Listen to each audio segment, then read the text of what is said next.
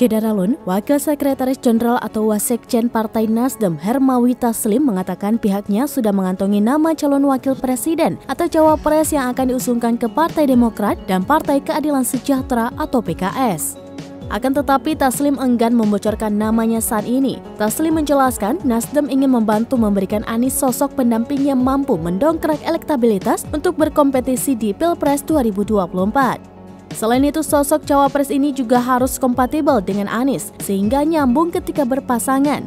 Hermawi Taslim sebelumnya pernah mengungkap sejumlah nama calon wakil presiden yang disiapkan Nasdem untuk mendampingi Anies Baswedan. Salah satunya seperti Panglima TNI Andika Perkasa, Gubernur Jawa Timur Khofifah Indar Parawansa, dan Yeni Wahid. Namun, ketiga nama itu masih harus dibicarakan terlebih dahulu dengan Anies serta partai politik yang akan bergabung ke dalam koalisi kelak. Menurutnya, dua parpol, Partai Demokrat dan Partai Keadilan Sejahtera atau PKS, sudah hampir pasti menyetujui pengusungan Anies sebagai capres. Namun, ia mengklaim koalisi belum terbentuk hingga kini karena adanya persoalan teknis.